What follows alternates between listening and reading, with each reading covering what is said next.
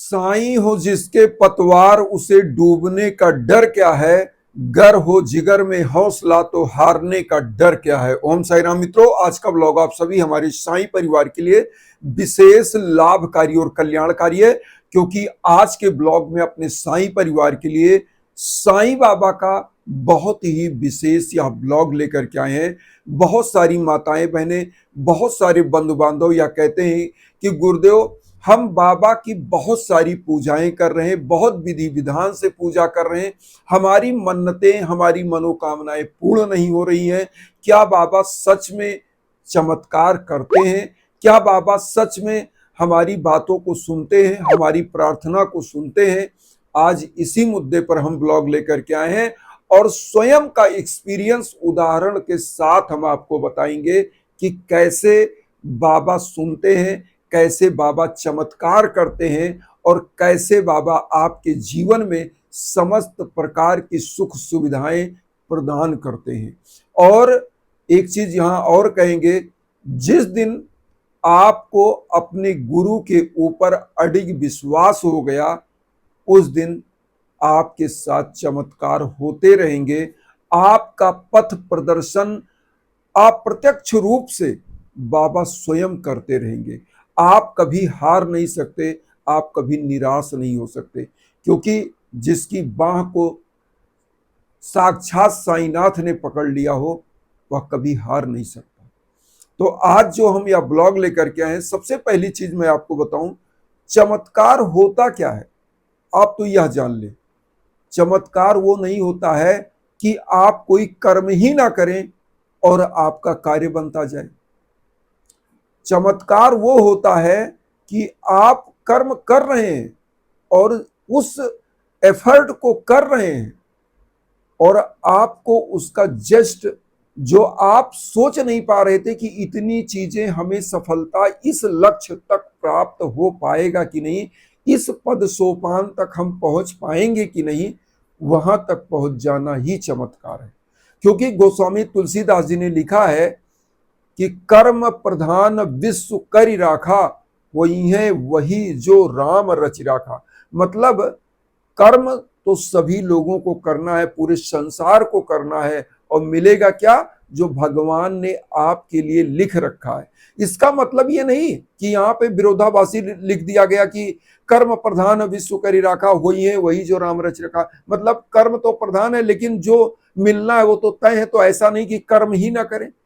कर्म नहीं करेंगे तो जो भगवान ने आपके लिए लिखा वह भी नहीं मिलेगा।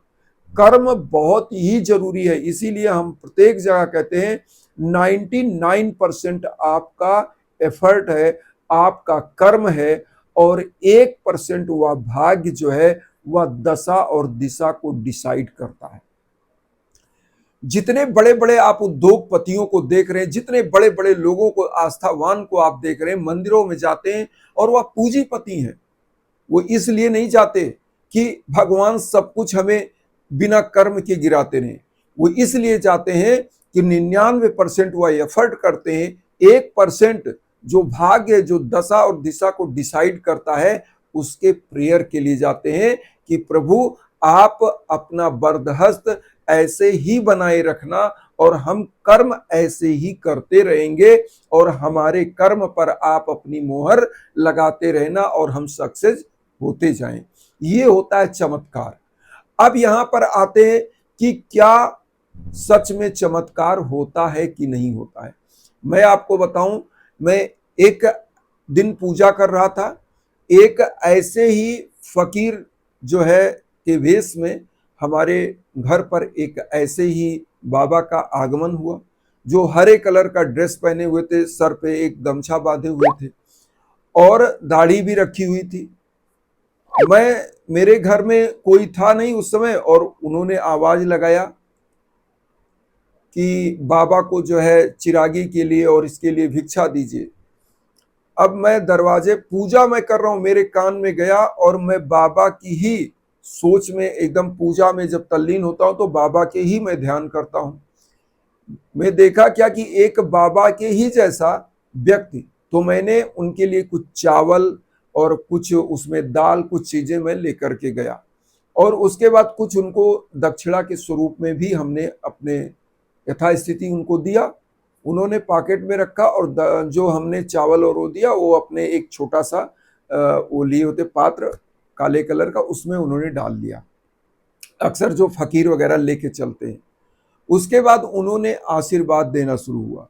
मैं कुछ ऐसे कार्य के बारे में सोच रहा था और पूजा भी कर रहा था और बाबा का ध्यान किया होता। अब ये चमत्कार नहीं तो क्या है, वह उनका आशीर्वाद ही है कि सोची मुराद पूरी हो। आप उस चीज को देख भी सकते हैं स्क्रीन पर। उन्होंने यही शब्द बोला, सोची मुराद पूरी हो।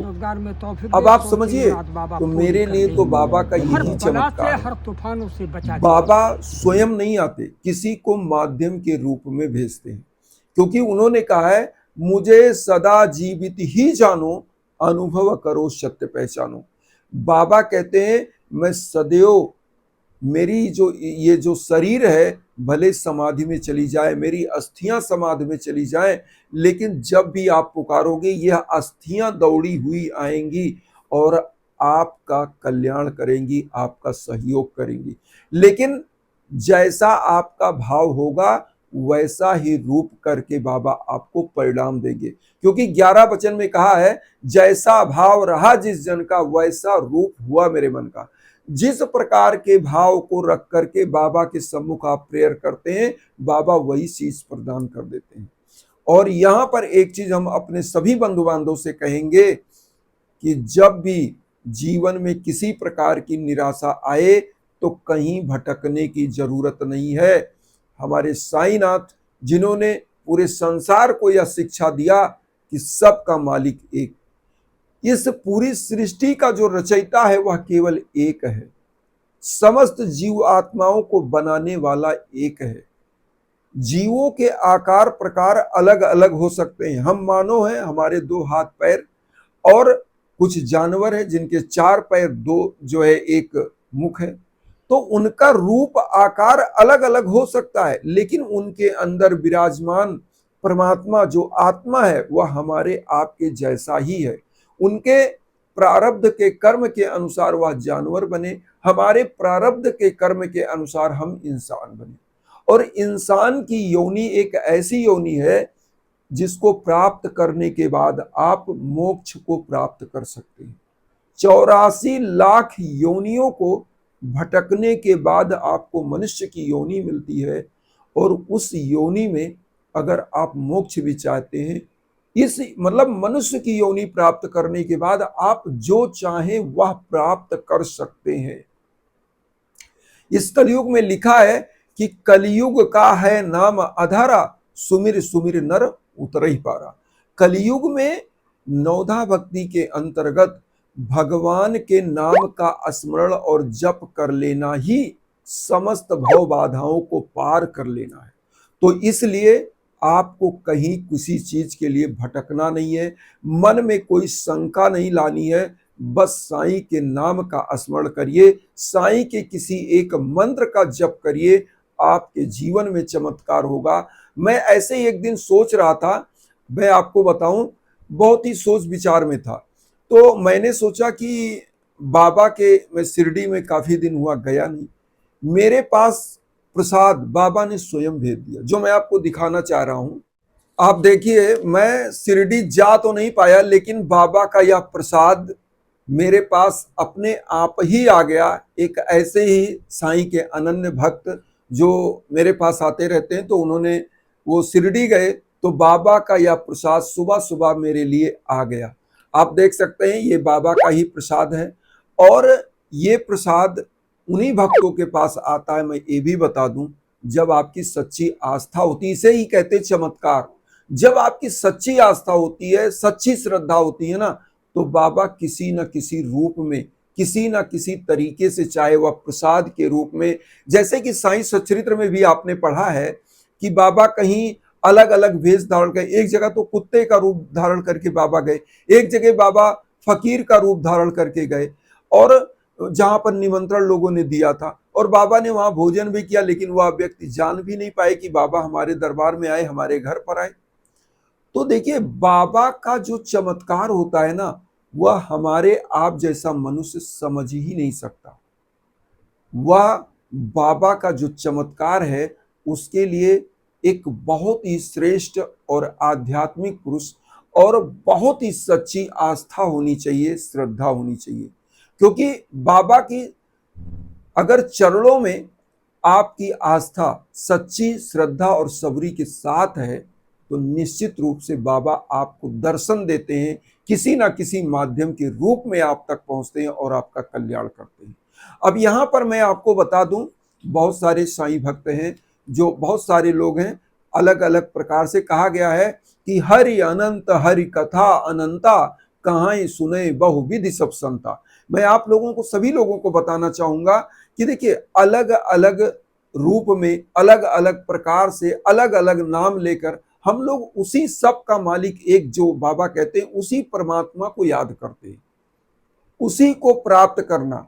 कोई राम कहे, कोई कृष्ण कहे, कोई हनुमान कहे, कुछ भी कहे, लेकिन प्राप्त किसको करना चाहता? उसी परमपिता परमेश्वर जो एक है, जिसने सबको बनाया है। तो यहां पर मेरे कहने का मतलब है, बाबा के किसी एक नाम का स्मरण, किसी एक नाम का मंत्र जप लगातार आप करिए, आपके जीवन में स्वयं बाबा चमत्कार करेंगे। मैं तो कहता हूं, आप कुछ ना कर पाइए, आप ये साईं सचरित्र आप क्या करिए कि सप्ताह प्रायण पाठ करिए, साईं सचरित्र का सप्ताह प्रायण पाठ करिए और सच्ची आस्था के साथ। अगर जीवन में कोई कष्ट है तो सच्ची आस्था के साथ, अगर आपके घर में किसी प्रकार का कोई भी दिक्कत है, एक ही चैप्टर आप पढ़िए, साईं चालीसा पढ़िए, साईं बावनी पढ़िए, 11 वचन ही बोलिए, बाबा को सदैव अपनी जबान पर रखिए, सदैव अपने हृदय में रखिए और फिर आप देखिएगा चमत्कार कैसे होता है। आज एक अनन्य हमारे ऐसे साईं परिवार के लोग हैं जिनके लिए हमने यज्ञ आजन हवन किया था और वो रहने वाले आसाम के हैं। उनके लिए हमने लगभग साल भर पहले हवन किया था, मतलब उनके बेटी के लिए। उनकी बेटी को संतान नहीं हो रही थी और शादी को लगभग 8 साल हो गए थे और बाबा की कृपा ऐसी हुई कि उनका पूजन हुआ। उनके पूजन के बेटी उनको पुत्री प्राप्त हुई है और ये लगभग 4 महीना पहले की न्यूज है। उन्होंने आज दिया, हमने कहा चलो पुरानी हो गई न्यूज, लेकिन भगवान ऐसे साईनाथ आप सभी लोगों का कल्याण करें। तो आप लोग भी अगर चाहते हैं यज्ञ आजन हवन पूजन, तो मैं आप लोगों से यही कहूंगा कि आप हमारे व्हाट्सएप नंबर, हमारे इंस्टाग्राम लिंक पर निसंकोच मैसेज करिए, कॉल करिए। हम सदैव आपके लिए तत्पर हैं। हमारे लायक जो संभव है निश्चित हम करेंगे और साईनाथ आपका भी कल्याण करेंगे। अगर आप चाहेंगे आपके नाम गोत्र पर संकल्प होकर यज्ञ आजन हवन हो तो निश्चित रूप से आपके लिए भी होगा और आपका भी कल्याण होगा। इन्हीं भावनाओं के साथ ओम साई राम।